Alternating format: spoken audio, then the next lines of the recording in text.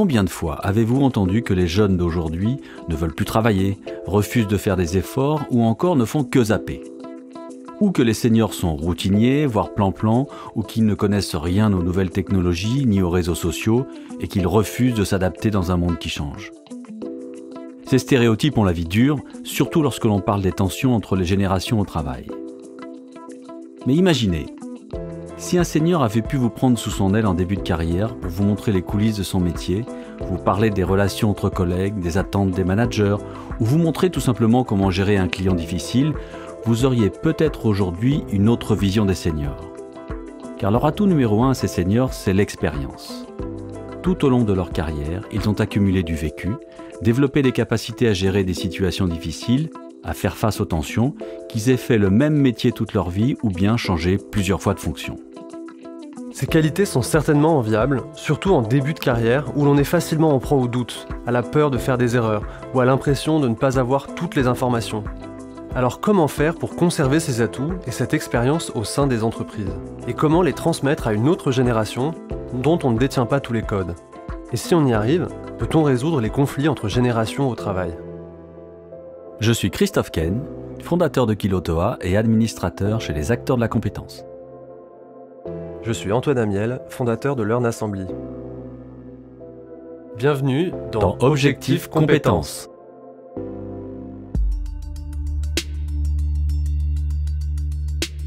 Dans ce troisième épisode, nous allons nous demander comment transmettre ces compétences entre générations et pourquoi c'est un enjeu important dans l'emploi et le bien-être au travail. Depuis 2009, toutes les entreprises de plus de 50 salariés doivent avoir un accord et un plan d'action pour l'emploi des seniors conclu avec les syndicats. Ce dispositif doit notamment assurer la transmission de leurs compétences. Et cela concerne même les entreprises auxquelles on ne pense pas quand on réfléchit à l'emploi des seniors. C'est le cas de Decathlon, qui a choisi de mener ce que l'entreprise appelle une politique senior. Tout d'abord, il faut savoir que ses effectifs vieillissent, mais aussi que le géant de l'équipement sportif se soucie de l'image qu'il renvoie, car 23% de ses clients sont des seniors. C'est ce que nous explique David Maillard, responsable de la politique senior chez Decathlon. Nous avons mis en place une politique senior à Decathlon pour plusieurs raisons. La première des raisons, c'est que nous constatons une forte croissance de notre effectif senior depuis pas mal d'années. Actuellement, à fin 2022, on a 900 seniors, donc c'est à peu près 5% de l'effectif. Dans 3 ans, nous serons 1400 et dans 10 ans, 3400. Donc nous, on est vraiment sur une forte croissance, limite exponentielle de notre effectif senior. Donc c'est la première raison. La deuxième raison, c'est la volonté de développer notre politique autour de la diversité. Parce qu'on a simplement constaté que 23% de nos clients sont des seniors. Donc il est bien évident que nous prenons soin de nos clients seniors, et en prenant soin, on doit d'abord prendre soin de nos collaborateurs, collaboratrices seniors. C'est tout à fait logique.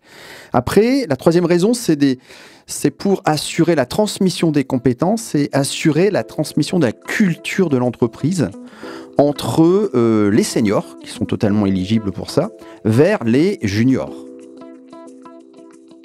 La quatrième raison, c'est le maintien en emploi des seniors. Donc là, je vais vous donner un exemple qui illustre bien l'importance de cette politique. Un vendeur en magasin, pour votre information, fait environ 10 à 12 km à pied par jour. Donc il est bien évident que quand on a 30 ans, bon, un peu dur au début, mais moins que quand on a 60 ans. Donc on a mis en place des dispositifs de seniors pour maintenir en emploi les seniors. Et donc, on a réduit la pénibilité, on améliore les conditions de travail en, par exemple, diminuant le nombre de déménagements de nuit. On propose du temps partiel. Ils peuvent travailler sur 4 jours plutôt que 5 jours pour les personnes qui sont employées agents de maîtrise. Et on est très intéressé par la retraite progressive, qui permet de travailler à temps partiel à partir de 60 ans, tout en touchant une partie de sa retraite. Vous l'avez entendu, la transmission des compétences est un enjeu majeur pour les entreprises. Imaginez, vous avez investi pendant plusieurs années sur un salarié, vous lui avez financé des formations, il a acquis de l'expérience. S'il part sans avoir pu partager son savoir, il faudra tout recommencer. Mais en quoi la transmission des compétences peut-elle être un nouveau levier de performance pour l'entreprise et de motivation pour les salariés? David Maillard avance quelques chiffres intéressants à ce sujet. Alors, la transmission des compétences à Decathlon s'articule autour de 2 grandes thématiques. La première thématique, ce sont les développements des rôles de transmetteurs. On va promouvoir la possibilité sur à peu près 20% d'un temps de travail, la possibilité pour un senior de prendre un rôle de transmetteur. C'est un jeune qui arrive dans l'entreprise, il vient d'arriver, pendant quelques mois, il est suivi, accompagné par un senior. Une personne plus âgée qui connaît très bien l'entreprise, qui connaît techniquement les outils et qui va aider le junior à monter en compétences naturellement. Déjà, il l'accueille. C'est aussi simple que ça. Il l'accueille le premier jour. Il lui montre, il travaille avec lui tous les jours, en binôme, si vous préférez. Il lui montre les gestes du métier. Quelquefois, il le laisse seul et il fait des entretiens réguliers avec cette personne, des entretiens de suivi de parrainage. Et ces entretiens vont permettre de piloter un peu la montée en compétences du junior. Et ces entretiens vont aussi permettre de voir la compétence du junior et savoir où le senior doit agir pour l'amener à une autonomie totale. Donc ça dure 2-3 mois en moyenne. Aujourd'hui, j'ai à peu près 20% des seniors qui sont parrains, 20% qui sont des référents, 5% qui sont tuteurs, donc c'est quand même pas mal. Et j'ai à peu près 30%, donc le reste, pas tout à fait, qui sont intéressés par prendre ce rôle de transmetteur, si j'ose dire. La deuxième grande thématique, c'est le développement du mécénat de compétences. Alors ça, c'est tout nouveau. Quand je dis c'est tout nouveau, ça fait 1 an à peu près. Donc le principe, c'est le suivant. C'est pour des seniors c'est à partir de 57 ans, qui ont 10 ans d'ancienneté, donc un peu d'expérience dans l'entreprise. On va leur donner des demi-journées ou des journées par mois. Et ces temps qui sont pris sur les temps de travail vont être utilisés pour aider des associations partenaires de Decathlon qui sont dites des associations dites d'intérêt général. Donc ça, c'est tout nouveau. On démarre, on a deux personnes qui ont démarré ça cette année, mais ça commence à prendre de plus en plus d'ampleur dans le temps, naturellement. Avec seulement 2 personnes qui participent au mécénat de compétences, l'initiative reste encore embryonnaire, notamment car elle est réservée aux seniors. Dans d'autres entreprises, le mécénat de compétences est ouvert à tous et répond plus généralement à une quête de sens des salariés. Selon la 2e édition du baromètre de l'IFOP sur le mécénat de compétences réalisé en 2021, 57% des salariés qui s'y sont investis estiment avoir acquis de nouvelles compétences. Et pour 71% d'entre eux, cette démarche et le temps consacré leur a permis d'évoluer et de sortir de leur routine au travail. Car après des années d'ancienneté, il n'est pas évident de sortir de la routine et de retrouver l'envie. Pour David Maillard, avoir ce rôle de transmetteur répond donc à ce besoin ressenti par les seniors. Effectivement, ça permet à des seniors d'être encore plus valorisés qu'ils ne le sont, puisqu'ils ont des missions qui sont intéressantes, qui changent un petit peu de leur quotidien. Donc ça leur fait du bien. Et par rapport à la notion de pénibilité, par exemple, un senior qui passe un peu de temps à intégrer un junior, finalement, il peut se poser davantage. Lorsque vous arrivez au travail et que vous êtes heureux de faire votre travail, c'est pas pesant, vous êtes beaucoup plus performant, vous êtes beaucoup plus rapide, vous vous sentez mieux, vous êtes heureux. Et à partir de là, vous connaissez le principe, performance est directement reliée à la motivation et réciproquement. Donc mesurer économiquement, c'est difficile. Par contre, c'est une conviction. Je suis persuadé, pour l'avoir vu, que lorsque nous avons des seniors qui ont des difficultés, c'est compliqué quand même, pour eux et pour l'entreprise. À écouter David Maillard, on pourrait simplement se dire que c'est grâce aux juniors que les seniors peuvent se sentir mieux en entreprise. Mais le raccourci semble un peu facile. D'abord parce qu'ils ne sont pas seuls, il y a d'autres générations qui cohabitent dans le monde du travail, et parce que travailler ensemble quand on a 25 et 55 ans ne va pas toujours de soi. En février 2023, le journal Le Monde publie une enquête avec ce titre. Dérèglement climatique, rapport au travail ou sexualité, un nouveau conflit de génération flotte dans l'air du temps. Le journaliste Nicolas Truong y explique qu'un fossé se creuse entre une génération Covid qui a l'impression d'avoir été sacrifiée et des boomers accusés d'avoir usé une planète désormais surchauffée. Dans cet article, les rapports entre générations sont présentés comme conflictuels et c'est indéniable, la liste des incompréhensions est longue. D'autant plus qu'aujourd'hui, il n'y a pas 2, mais 4 générations qui sont amenées à travailler ensemble, avec chacune leur particularité. C'est ce qu'explique Bernard Petre. Cet ancien dirigeant conseille désormais les entreprises sur le thème de l'intergénérationnel, c'est-à-dire le lien entre les différentes générations. Et pour lui, le meilleur moyen de comprendre les générations sur le plan professionnel est d'identifier ce qui va les faire se sentir en sécurité. Les baby-boomers, qu'on associe en général aux personnes nées entre 1945 et 1960, c'est là qu'on en trouve le plus, mais il y a des baby-boomers de 30 ans, ce sont les personnes, au fond, qui ont comme évidence que si elles obéissent à ce qu'on leur demande, si elles se conforment, elles sont en sécurité. On voit bien que, historiquement, en Belgique, le cas célèbre, c'était Renault Vilvoorde, les ouvriers s'étaient totalement conformés à ce qu'on leur avait demandé et en fait, on a quand même fermé l'usine. Donc apparaît, je dirais, une deuxième génération qu'on appelle la génération X, qui elle dit, au fond, ma sécurité sera dans ma performance opérationnelle. Si je suis le meilleur vendeur, je ne serai pas licencié. Alors là, en général, les années de référence qu'on cite, c'est les personnes nées entre 1960 et 1980. Alors, qu'est-ce qui se passe au début des années 90 ? On voit apparaître, par exemple, le chômage des diplômés dans plusieurs pays industrialisés, et on voit apparaître le fait que des entreprises très performantes disparaissent, et qu'à l'inverse, des entreprises peu performantes restent. Selon Bernard Petre, le rapport au travail des différentes générations s'explique en regardant le monde dans lequel elles grandissent. Pour les baby-boomers, c'est le plein emploi d'après-guerre, tandis que la génération X se construit dans une société en pleine mutation, avec notamment les chocs pétroliers des années 70. Vient ensuite la génération Y, qui va pour Bernard Petre être la première à poser problème aux entreprises. Y parce qu'en anglais ça se dit « why » et que « why » ça veut dire « pourquoi ».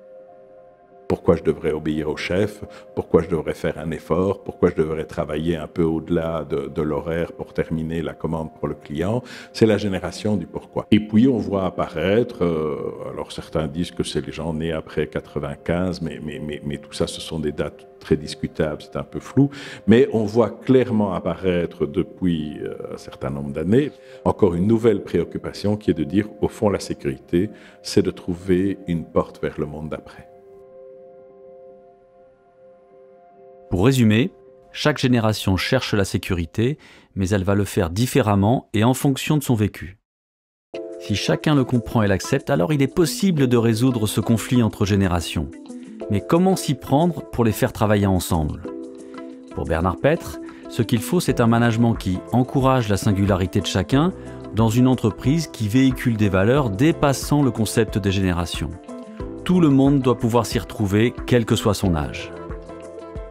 Et résumer quelqu'un à son âge, c'est le meilleur moyen de le braquer. Personne ne peut dire le contraire, surtout pas les seniors.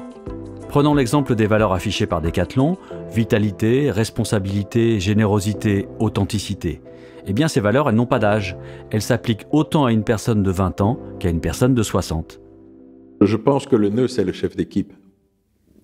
C'est-à-dire que tant qu'on va concevoir le manager de proximité ou le chef d'équipe comme une courroie de transmission, c'est-à-dire comme quelqu'un qui explique la stratégie, les normes, mais sans avoir beaucoup de marge de manœuvre, eh bien, on aura des problèmes intergénérationnels parce qu'aujourd'hui, si je suis chef d'équipe, quel que soit l'âge des personnes dans mon équipe, quelle que soit leur génération, j'ai un ensemble de singularités dont je dois faire une équipe. Mais ça suppose que j'ai une marge de manœuvre et ça suppose que la culture d'entreprise me donne un certain nombre d'aptitudes, de pratiques managériales, de formation pour animer ces singularités. Tant que le chef d'équipe est pris dans l'idée d'une espèce de subordination et tant qu'on est dans l'image de l'exécution, personnellement, je ne crois pas qu'il y ait beaucoup de solutions. Il y a moins de problèmes quand tout le monde a été élevé avec la politesse à l'ancienne, hein, parce qu'on va se disputer de façon plus feutrée, mais on ne profitera pas vraiment de la différence. Certes, les générations ne se ressemblent pas, et c'est peut-être une solution plutôt qu'un problème si l'entreprise décide de tirer parti de cette différence. Les seniors ont de l'expérience à transmettre, mais d'autres générations peuvent aussi contribuer au développement des compétences. C'est-à-dire que la transmission des compétences n'est pas forcément un processus descendant. Les plus jeunes aussi ont à apporter aux seniors. C'est ce que les entreprises mettent en pratique grâce au mentorat inversé ou reverse mentoring. Si la transmission est réciproque, elle va mieux marcher que si elle est descendante. C'est-à-dire que si on considère que seule la personne expérimentée plus âgée a quelque chose à transmettre aux jeunes parce qu'il est jeune, ça risque de coincer. Par contre, si on dit aux jeunes qui entrent dans l'entreprise, toi tu vas être le mentor d'une personne âgée, par exemple sur l'utilisation des réseaux sociaux, par exemple sur l'utilisation d'un nouveau logiciel ou d'une nouvelle machine, mais d'un autre côté, une personne plus âgée va être ton mentor sur la tradition de l'entreprise ou sur les valeurs de l'entreprise, on va être dans un schéma mental de deux singularités, de deux personnes différentes qui échangent à partir de leurs différences, ce qui est très très différent comme toile de fond d'échange par rapport au fait de dire « moi, parce que je suis jeune, j'ai à apprendre » et l'autre, parce qu'il est vieux, il a à transmettre.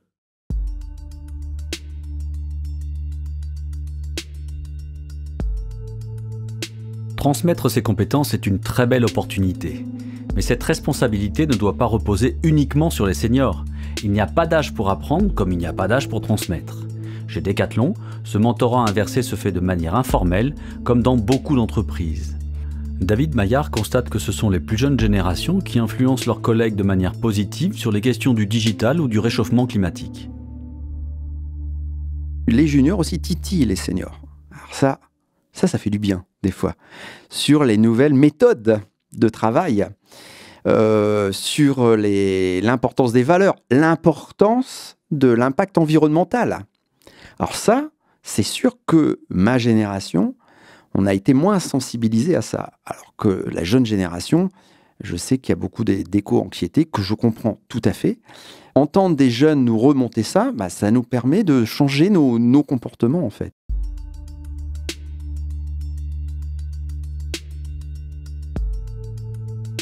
Il n'y a pas d'âge pour transmettre un savoir. Que ce soit pour expliquer à un senior ce qu'est ChatGPT ou montrer à un débutant le bon geste pour installer des baskets en rayon. L'enjeu pour les seniors, c'est de pouvoir transmettre leur expérience avant leur retraite et de le faire de façon cadrée, reconnue, dans une démarche qui valorise leur ancienneté. Sans ça, les entreprises s'exposent à voir des seniors démotivés et prennent le risque de leur laisser penser qu'ils ne sont que de passage. En les impliquant activement, les entreprises se donnent une chance de réussir le passage d'un précieux témoin, celui du savoir particulier de leurs seniors.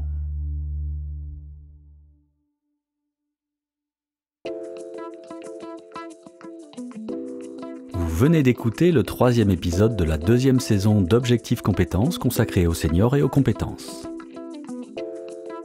Cet épisode a été écrit par Clara Bayot avec les voix de Christophe Ken et d'Antoine Amiel. Il a été réalisé et mixé par Bénédicte Schmitt sur une musique originale de Jean Thévenin et supervisé par Audrey Largouette en collaboration avec Sébastien Guimier, des acteurs de la compétence. Objectif Compétences est un podcast des acteurs de la compétence produit par Louis Créative, l'agence de création de contenu de Louis Média. Vous pouvez nous retrouver là où vous avez l'habitude d'écouter vos podcasts, Spotify, Deezer, Apple Podcasts. Si l'épisode vous a plu, n'hésitez pas à nous laisser des commentaires, des étoiles et à en parler autour de vous.